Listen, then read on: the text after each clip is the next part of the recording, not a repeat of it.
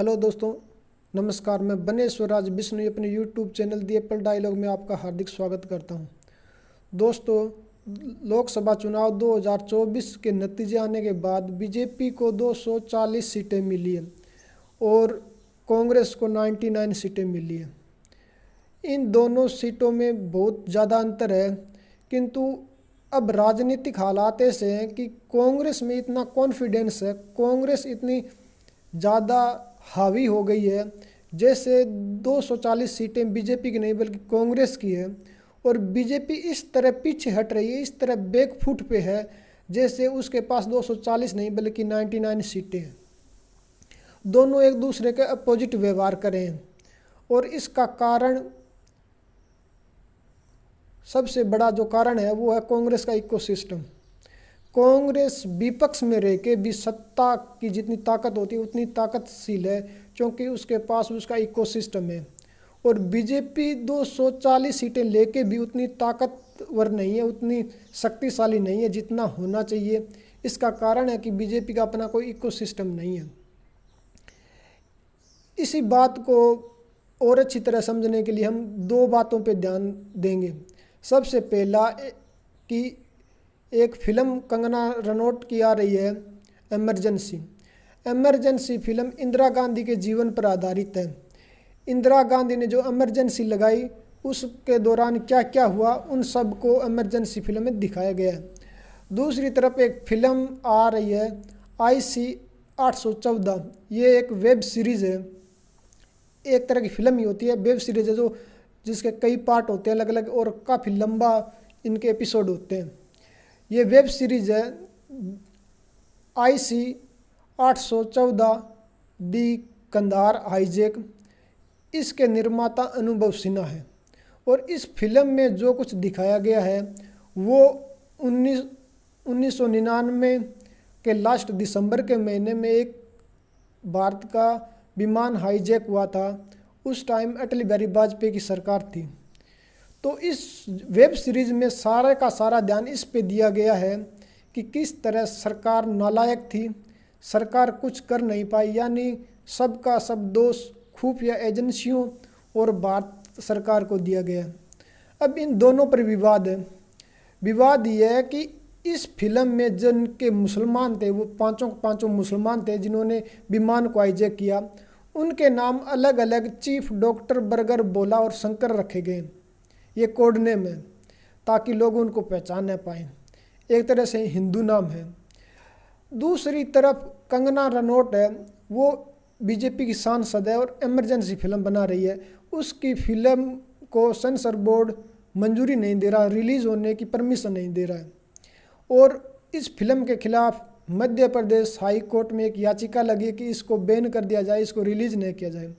और आपको जान के हैरानी होगी कि लोकसभा चुनाव 2024 में मध्य प्रदेश की सारी सीटें बीजेपी जीती थी और अब वहाँ बीजेपी की सरकार है। यानी एक MP, एक सांसद जो बीजेपी का है, वो चाह कर भी अपनी फिल्म रिलीज़ नहीं करवा पा रही है, कंगना रनौत।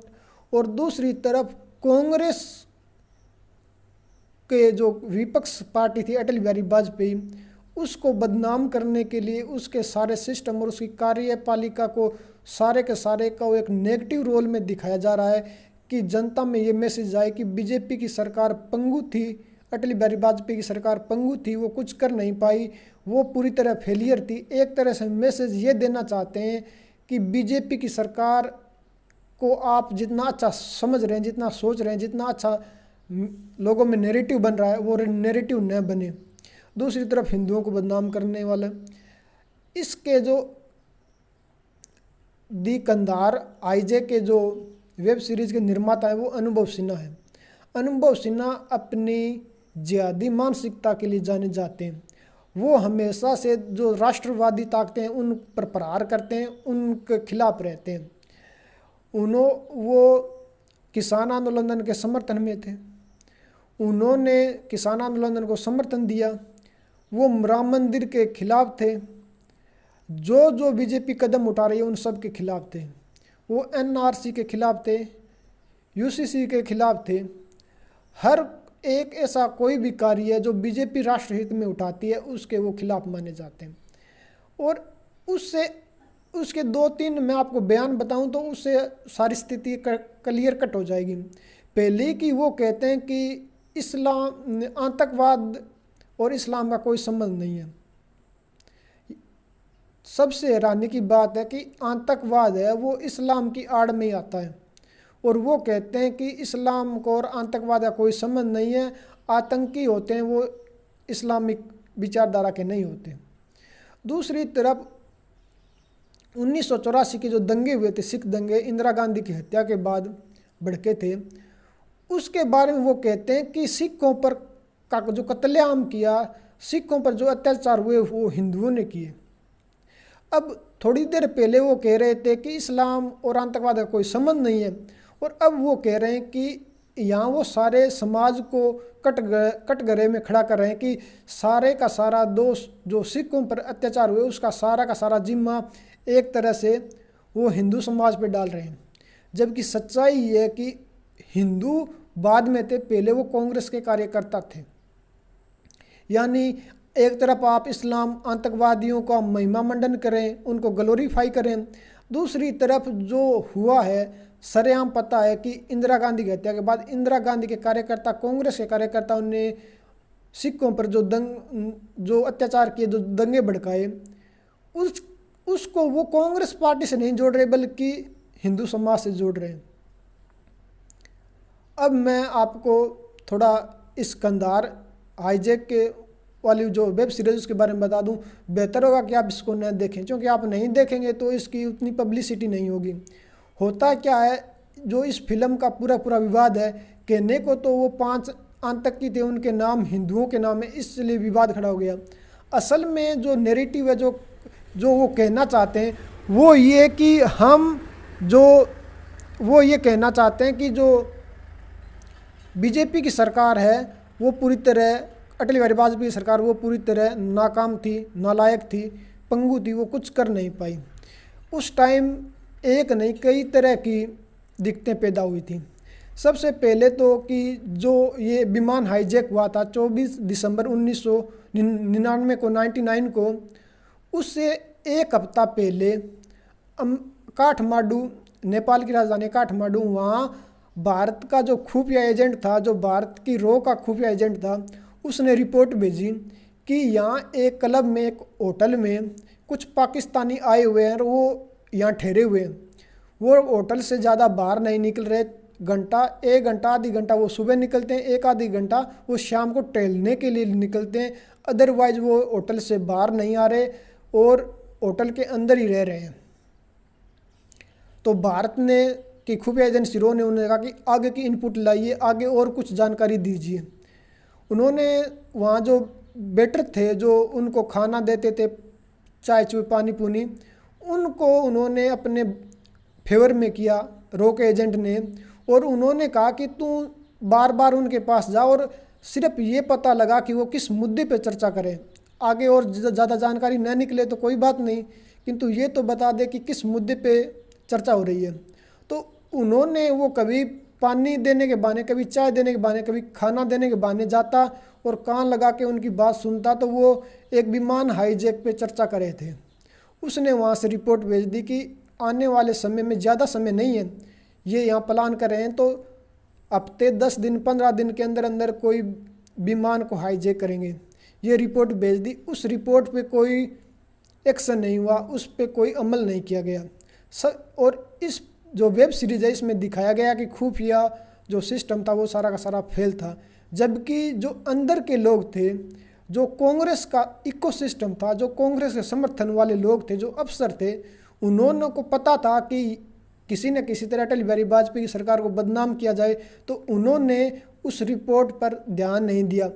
ये तो पहला स्टेप है। आगे आगे देखिए कि किस तरह जो इकोसिस्टम था, जो कांग्रेस के समर्थन वाले अफसर थे अलग अलग समय पर, उन्होंने किस किस तरह उन आतंकियों का समर्थन किया। तो होता क्या है कि 24 दिसंबर 1999 को काठमांडू के तिरुभुवन अंतर्राष्ट्रीय हवाई अड्डे से दिल्ली के लिए एक विमान है वो उड़ान भरता है IC-814। ये लगभग कितने 300 से ज़्यादा यात्रियों को लेकर उड़ रहा था।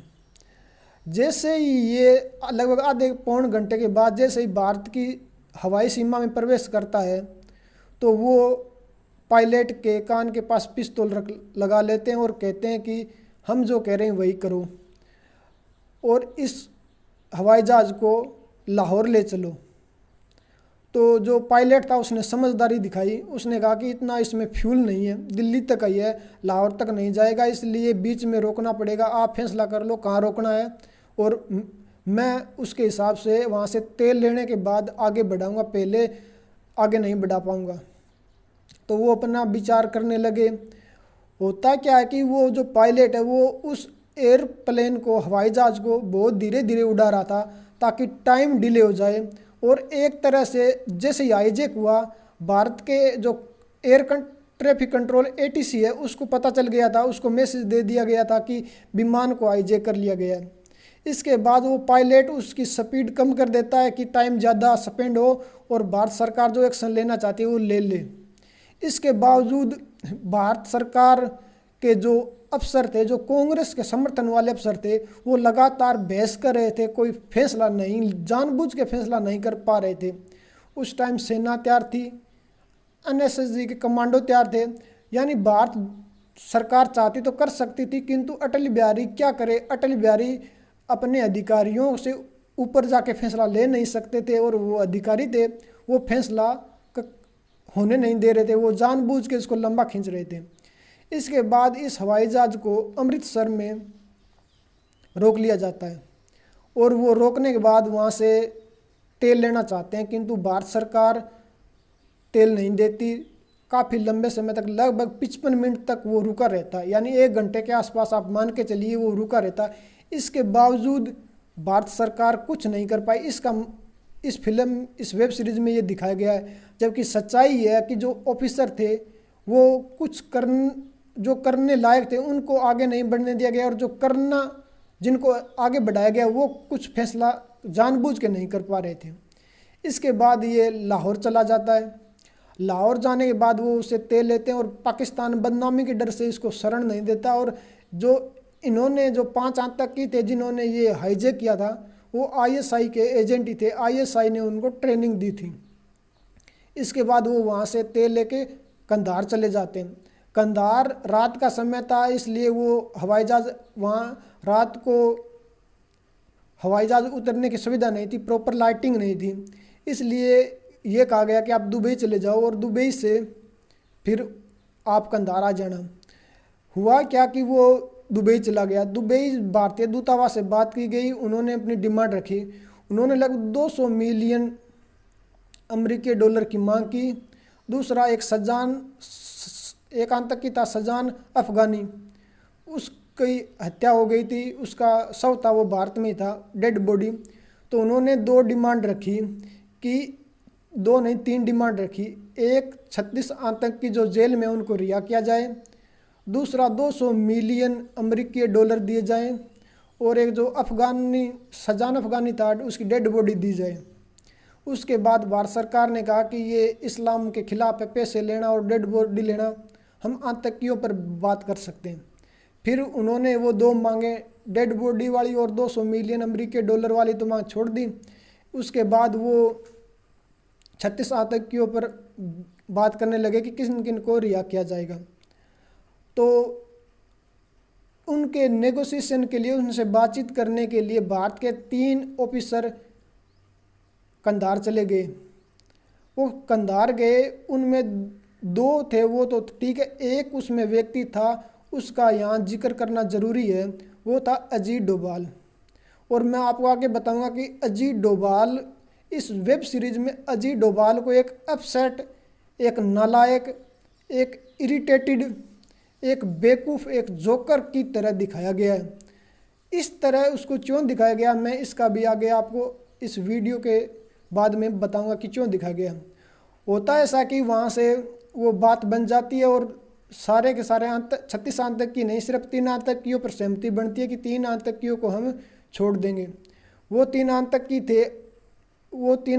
थे, उसमें एक था मसूद अजहर, एक मुश्ताक जरगर और अमर शेख, ये 3 आतंकी थे, इनको छोड़ा गया था।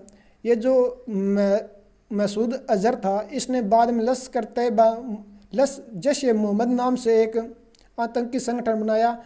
ये 2001 में संसद पे हुए हमले के लिए जिम्मेवार था, वो इसी ने करवाया। इसके बाद इन्होंने 2008 में मुंबई में ताज होटल पे जो हमला हुआ था वो इसी ने करवाया। पठानकोट पे पुलवामा में जो अटैक हुआ जिसमें लगभग 40 से अधिक जो जवान शहीद हुए थे, वो इसी ने करवाया था। और इस तरह आप देखिए कि किस तरह एक आतंकी को छोड़ने के बाद उसने लगातार भारत को जख्म पे जख्म दिए। और इस तरह हम देखते हैं कि लगभग ये 3 आतंकी थे इनको। तो दोस्तों मैं आपको बताऊं कि किस तरह उन्होंने पहले तो अटल बिहारी वाजपेयी सरकार को बदनाम करने के लिए उसका एक गलत इमेज बनाने की इस वेब सीरीज़ में कोशिश की है। दूसरी जो मैंने आपको बताया अजीत डोभाल, तो अजीत डोभाल को जिस तरह अपसेट, जोकर, नालायक, इडियट, इरिटेटेड जैसा किरदार में दिखाया गया है, उसकी ऐसी इमेज दिखाई गई है। इसके पीछे क्या कारण है, मैं सबसे बड़ा और सबसे महत्वपूर्ण बात यही है। आपको समझना चाहिए कि अजीत डोभाल NSS से नेशनल सिक्योरिटी एडवाइज़र है, वो लगातार 10 साल से मोदी के राष्ट्रीय सुरक्षा सलाहकार हैं। अब आपको मैं बताता हूं कि इस अजीत डोभाल के बारे में ऐसी गलत इमेज क्यों बनाई जा रही है। भारत सरकार, खासकर मोदी सरकार ने जितने भी राष्ट्र हित में कदम उठाए हैं, उन सब के पीछे मोदी का अपना नहीं बल्कि अजीत डोभाल का दिमाग है।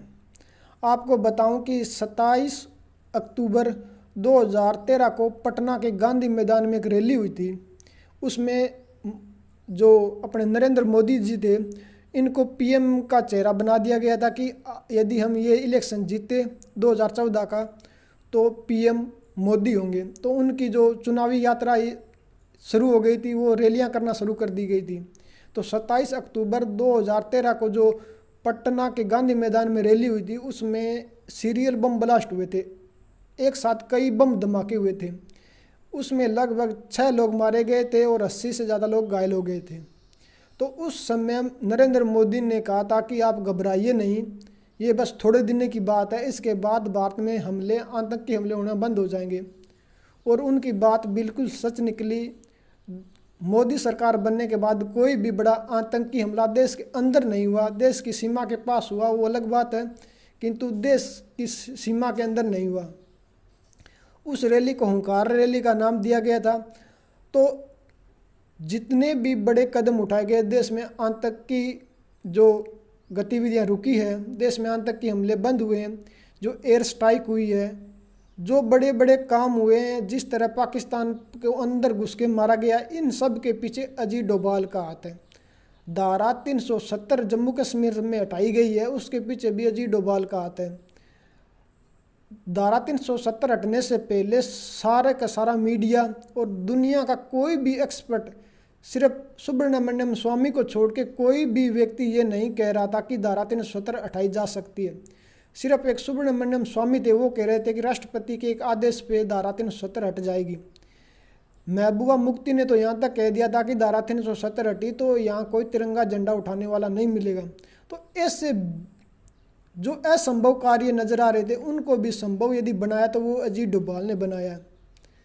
तो वो तो अभी बनाया है, किंतु इससे पहले भी अजीत डोभाल बहुत कुछ कर चुके हैं। अजीत डोभाल दाऊद इब्राहिम को मारने के लिए एक नहीं कई प्लान बना चुके हैं। ये अलग बात है कि वो सारे के सारे इन मौके पर कांग्रेस के इकोसिस्टम की वजह से वो फेल हो गए, वरना अजीत डोभाल कब का दाऊद इब्राहिम को मरवा देते। अब मैं बताता हूँ कि दाऊद इब्राहिम ने और क्या कुछ बड़ा किया, जो आप जानेंगे और आप सुनेंगे तो आप हैरान रह जाएंगे। होता यह है कि 2008 में मोदी ने अजीत डोभाल जब IB के चीफ थे, रिटायर हुए थे 2008 में, तो उनको अपने वहाँ गुजरात में बुला लिया था और वो उनके साथ मिलके काम करने लगे। आगे आने वाले देश के लिए क्या करना, इस पर चर्चा होने लगी। 2008 के बाद 2009 में क्या होता है कि अजीत डोभाल एक अपना NGO बनाते हैं उनका नाम था VIF, विवेकानंद इंटरनेशनल फाउंडेशन। ये 2009 में तैयार होता है। 2009 में इसके तैयार होने के बाद ये सबसे पहला जो काम करता है, ये काम करता है कि आने वाले चुनाव में पहला तो प्रधानमंत्री मोदी है, ये उस टाइम गुजरात के CM थे, कि देश में प्रधानमंत्री का चेहरा नरेंद्र मोदी होंगे। तो नरेंद्र मोदी को PM का चेहरा सबसे पहले फेस करने के लिए, जनता के सामने रखने के लिए सबसे बड़ा काम किया वो अजीत डोभाल ने किया। दूसरा काम उसने अजीत डोभाल ने ये किया कि कांग्रेस इस गुमान में थी, इस अहंकार में थी कि हमारे खिलाफ कोई नहीं है, BJP को तो वो कुछ समझते नहीं थे। वो ये सोच के बैठे थे कि 2014 के बाद भी हमारी सरकार आएगी। किंतु अजीत डोभाल ने क्या किया, इन्होंने रामदेव, अन्ना हजारे, किरण बेदी, केजरीवाल, अजीत डोभाल ने इन सबको, बाबा रामदेव, अन्ना हजारे और इन सबको एक साथ लेके एक रिपोर्ट तैयार करवाई। वो ये कि यदि विदेशों में जो काला धन पड़ा है, कांग्रेस ने जो 70 साल में जो काला धन कमाया वो विदेशों में स्विस बैंक में डाल रखा है, यदि वो सारा वापस आ जाएगा तो हर व्यक्ति को इतना पैसा है कि हर व्यक्ति के हिस्से में 15-15 लाख रुपए आ सकते हैं।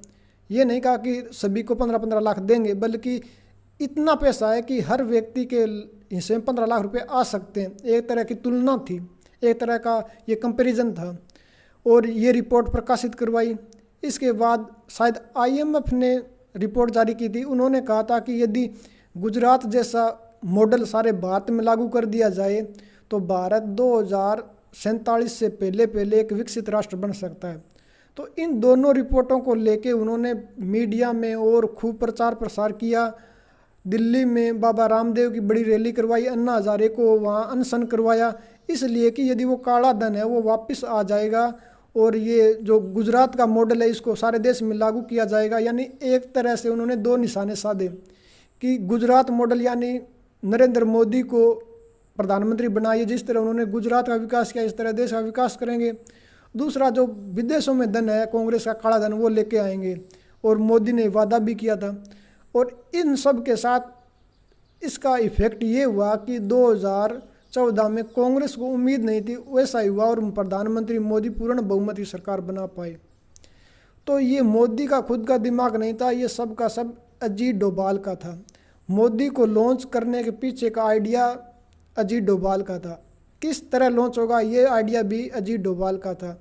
बाबा रामदेव और अन्ना हजारे को किस तरह यूज़ करना है, किरण बेदी को किस तरह यूज़ करना है, ये आइडिया भी अजीत डोभाल का था।